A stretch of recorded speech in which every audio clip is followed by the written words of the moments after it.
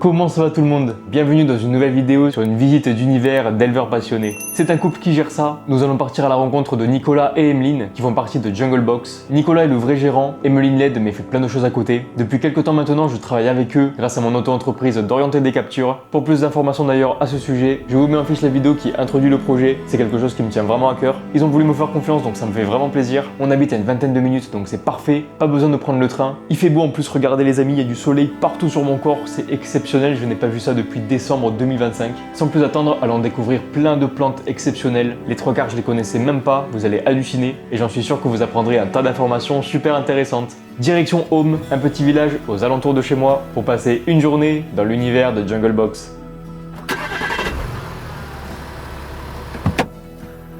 Les amis, on se retrouve dans la serre, la fameuse serre, chez Jungle Box. Je vais vous le présenter, il fait un travail acharné, moi je trouve ça trop beau. Ça fait maintenant quelques temps que je bosse avec eux en ce moment, surtout sur les réseaux. À chaque fois que je viens ici, ça fait plaisir, ça fait un petit endroit zen. Il y a vraiment beaucoup de plantes super intéressantes, de toute façon il va tout vous expliquer. Sans plus attendre, je vous le présente, Monsieur Jungle Box, Monsieur Nicolas, comment tu vas? Salut, ça va?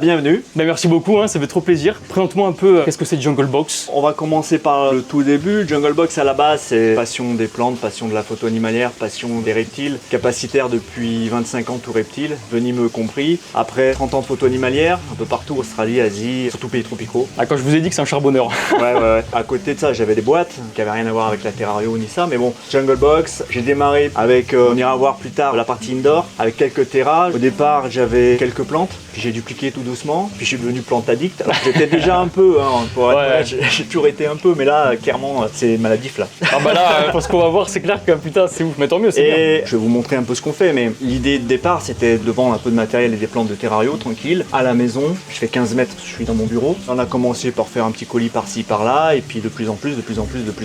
Et il se trouve que maintenant, on fait de l'import, on fait de la duplication de plantes, bien sûr. Je vous montrerai, ça se passe en bas. La partie plante qu'on importe maintenant, on en réserve une partie pour nous, pour notre collection personnelle. D'accord. Donc il y a à peu près un tiers des plantes qui sont pour nous, il y a un tiers qui est revendu. J'essaie d'en faire profiter un maximum de gens, notamment des passionnés, des collègues, des amateurs, des gens qui font des terrariums plantés. Ouais. Tu m'avais dit qu'au départ, tu as fait tout ça juste pour toi. Ouais, juste pour moi. Ouais, c'est ça. De base, toutes les plantes là, c'est pour toi. C'est pour moi. J'ai commencé à faire des terrariums plantés, j'ai lancé un nouveau concept pour placer des terrariums. Et du coup, maintenant, je fais des terrariums plantés, donc j'ai besoin de beaucoup de plantes. Sur la masse de plantes que j'ai, il y a donc un tiers pour la collection, en gros, pour faire simple, un tiers pour les gens à la revente et un tiers pour les terrariums plantés. Ouais. Et aussi pour les ateliers, parce qu'on fait aussi des ateliers terrarium, on en parlera plus tard. En gros, c'est ça l'idée. Présente-nous un peu ta serre, montre à la communauté ce petit chef-d'œuvre, parce que franchement, ça, faut quand même le dire, c'est toi qui as fait ça tout seul. Oui, quasiment. Oui, j'ai fait la maison, la piscine, j'ai fait l'annexe. Bricoleur aussi. Il y a des gens qui viennent en Airbnb. Ouais. Et aussi pour les terrariums plantés, quand on fait des ateliers terrarium, on peut rester tout le week-end, dormir ici, il y a les petits déj de prévu. C'est trop bien. Alors ça, c'est des petits terrariums, ça se fait en quelques heures. Ouais. Mais quand on fait des gros comme derrière, comme celui qu'on va faire dans pas longtemps là. Pour la chaîne d'ailleurs. Là, clairement, c'est sur 2 jours parce que il y a les temps de séchage obligatoirement. C'est clair. Les cascades, la brumie, tout ça, on le verra par la suite. On réalise aussi nos substrats. Alors on est en train de refaire toutes les étiquettes avec Laura de Red Medusa pour tout ce qui est design. On fait les racines et les lianes avec notre partenaire qui est Antinea. Pour ce qui est de la serre, comme on va parler vite fait, j'ai décaissé, j'ai fait plusieurs rangs d'agglos et ensuite j'ai monté une structure bois. C'est du Douglas. La serre, je l'ai démarré en mai l'année dernière, ça va faire 1 an. D'accord, ouais. C'est vraiment récent. Ok. En fait, c'est un prototype. Voilà, on voulait voir ce que ça allait faire. On a installé des clims qui font chauffage et clim réversible. Ok. Et là, on va attaquer une serre un peu plus grosse à côté, maintenant qu'on a le modèle. Incroyable. Pour avoir plus de place pour les ateliers. J'ai fait un bassin. Il est super beau, moi je kiffe. Ouais, mon fils est venu ce week-end, on a mis des poissons. Ça commence à pousser, mais il y a encore des plantes à mettre. Bien sûr, ouais. L'idée surtout, c'est de faire monter le taux d'hygrométrie parce que dès qu'il fait un peu chaud, tout de suite, on tombe à 70%. Ouais, parce qu'en fait, ici en général, il faut que ça soit quoi, 80% Ouais, minimum. 80, 85. Ouais. Donc là, j'ai aussi un collègue, Dimitri de chez Ophidia, qui va venir m'installer toute la partie arrosage automatique. Ouais. incroyable. Au niveau de la structure, sur deux faces, c'est de l'OSB avec deux parois pour l'isolation. Ok. Et la partie sud, là, c'est du polycarbonate de 16 mm. Donc c'est assez bien isolé, mais il faut quand même chauffer. Par contre, dès qu'on a un rayon de soleil, je coupe tout parce qu'on monte facilement à 30 degrés. Le plus gros problème, c'est la canicule. Ah, c'est ça. Donc faut tout ouvrir, ventiler, brumiser, arroser.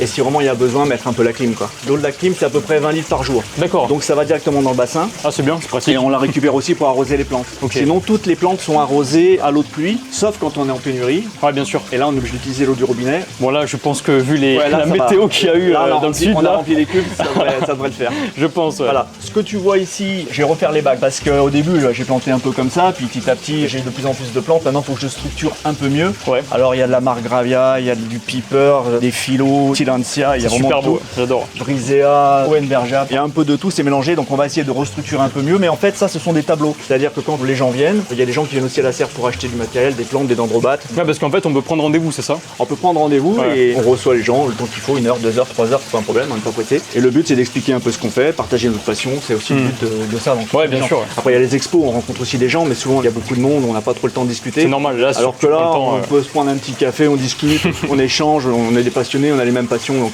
l'idée, c'est d'échanger. Toutes les plantes qui sont là, c'est les plantes qu'on a dans la collection. Alors, c'est la collection de Jungle Box. Ces plantes-là, ça permet aussi de les proposer à la vente. D'accord, ouais. Et celles-ci, c'est les miennes, je les vends pas. Oui, voilà, c'est ça.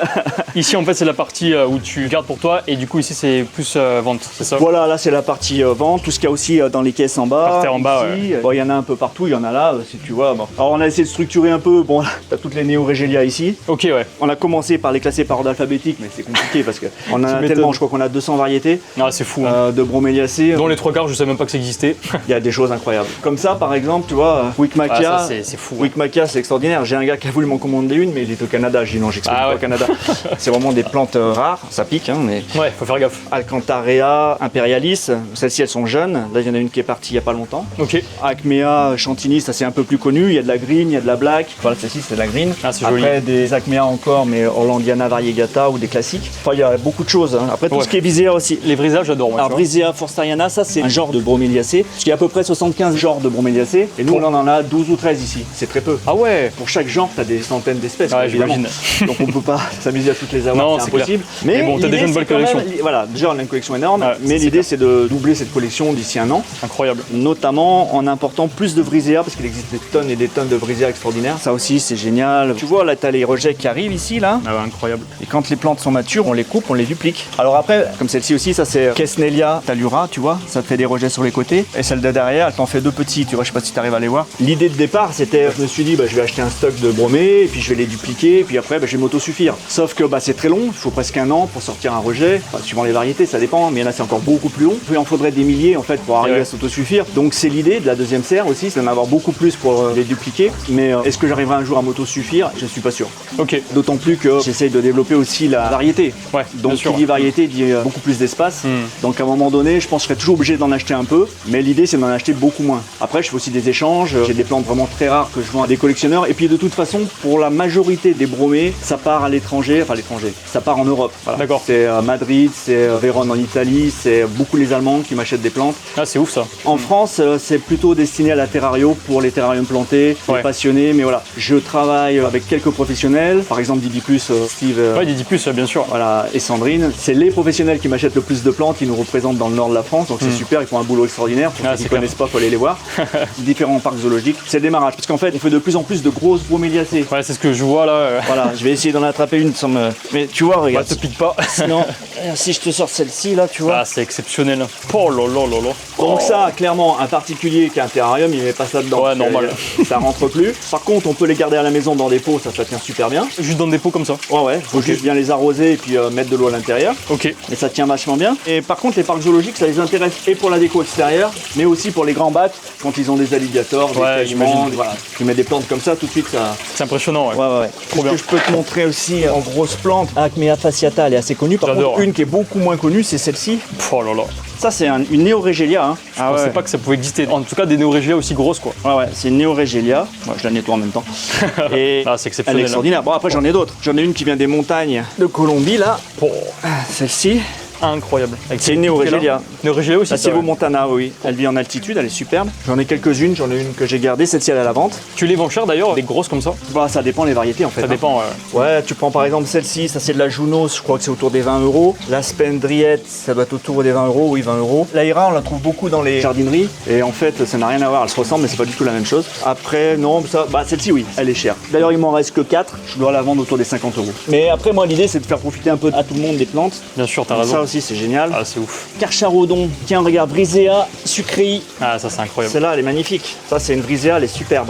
Mais Brisea, j'en ai pas mal. Et alors là, tu as la Goudea. J'ai celle-ci là, ça c'est la jeune, la taille moyenne, on va dire. Ça, c'est la taille adulte, pas encore complètement adulte. Je l'enlève, mais t'as la toute petite. Ah, c'est fou la différence de couleur. Hein. Ouais. Trop beau. Et là, ça aussi, c'est une Goudea, variété Incroyable. Ospinae, tu vois. Voilà la différence. Ah, ça n'a rien à voir.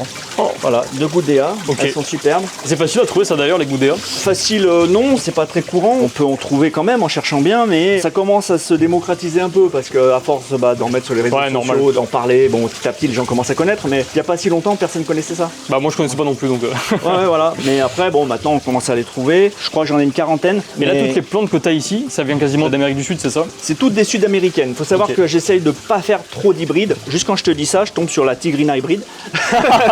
Bon, je l'ai prise parce qu'elle est magnifique. Ouais, c'est Elle joli. se vend bien, elle est pas chère. Et T'essaies puis, vraiment de faire les souches souches de base. pures, Ouais, souches pures. J'évite, ouais, toi, j'ai de la Kotski ici. Tu peux la trouver aussi en hybride. D'accord. Et celle-ci, c'est la souche pure. Je préfère ça, moi. Ouais, c'est joli. Hein, Voilà. franchement. Hybride, j'évite. Toutes les plantes, je sais d'où elles viennent. Ouais, c'est ça, bien sûr. Exactement. Je peux te dire par exemple, ça c'est un Tilantia, il a commencé à s'accrocher, je vais pas l'enlever. Bah tiens, j'en ai un autre là. Celle-ci, je les vends un peu cher, enfin un peu cher. En même temps, là pour le moment, je pense être le seul en Europe à en avoir. Ça c'est Spiralifolia. Incroyable. Elles sont à 69 €. Elles viennent du Pérou, donc je les ai fait venir du Pérou. Ah, c'est fou. Hein. Voilà, j'en ai une vingtaine. Là, il m'en reste 7 ou 8. C'est une belle Elle pièce. est quoi. hyper graphique, elle est structurée, elle est super. Et c'est incroyable. Avec de l'eau, sans eau, rien.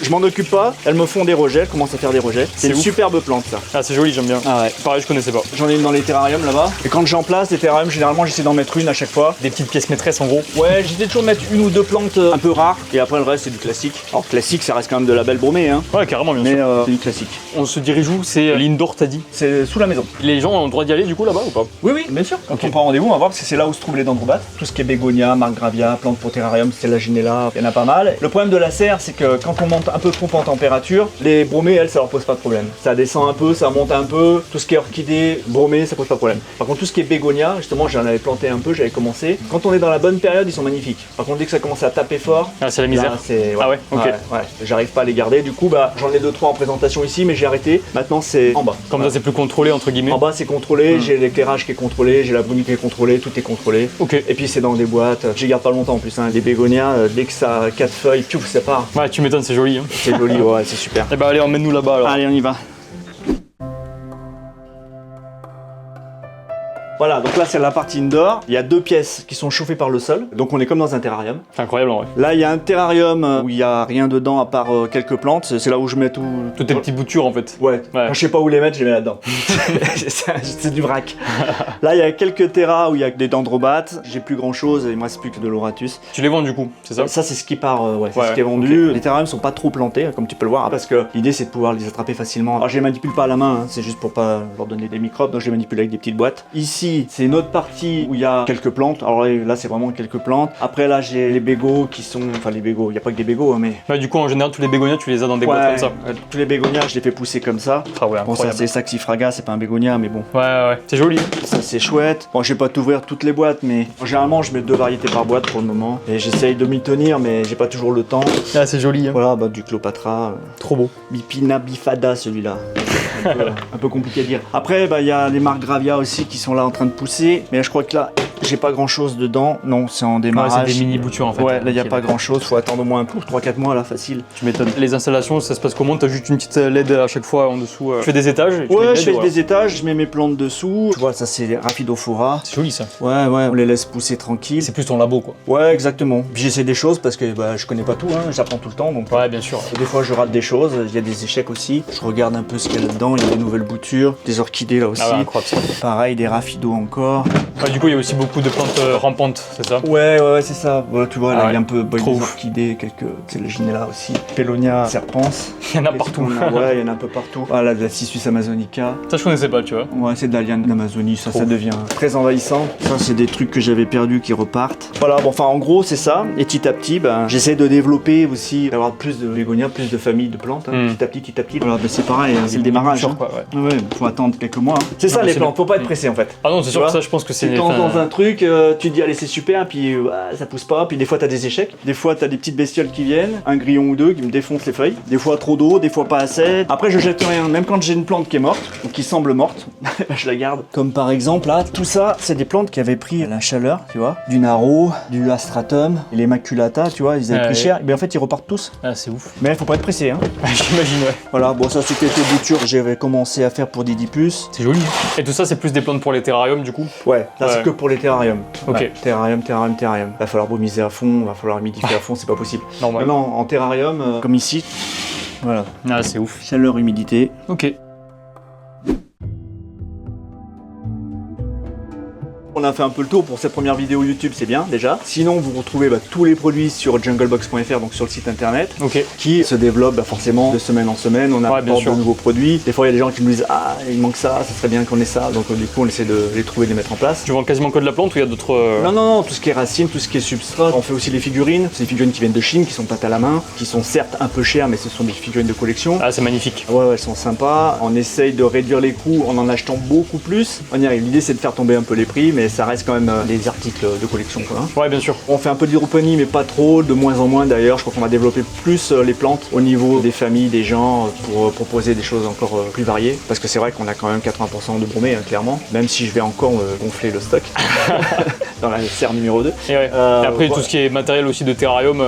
Ah oui, alors on vend brumisation et tout ce qui est brumi, tout ce qui est terrarium, alors soit planté sur commande ou à l'atelier ici, soit des terrariums vides. Quand vous recherchez quelque chose de spécifique, vous m'appelez, moi je vous le trouve et puis voilà. Alors par contre, c'est vrai qu'on n'expédie pas les terrariums. Au début, j'avais essayé, c'est compliqué. Ouais, donc si t'en achètes, c'est en fait, faut venir ici. Faut venir ici ou alors faut les précommander, puis après moi je les amène sur les expos, on fait quelques salons, Ok. notamment Vichy, Réplicable, les reptilianes, Langeais. Après pour toute la partie nord, nous on n'y va plus, et pour ce qui est des plantes, c'est Didipus qui prend le relais, ça fait beaucoup de routes. Et les dendrobates, pareil, il faut venir ici. Alors dendrobates, j'expédie pas, faut venir les chercher là, ou pareil je les amène aux expos. J'ai fait le choix de pas les expédier parce que voilà, c'est pas évident, faut trouver des bons transporteurs agréés. Ouais, Ça je existe, comprends. hein, ça existe, mais c'est toujours un souci. Ok. Voilà, t'as toujours peur que ça arrive mal. Donc, je préfère en vendre moins ou pas en vendre même, Ouais. mais que ça se passe bien, au moins les gens viennent, ils les récupèrent là. Ouais, ils bien les sûr. voient.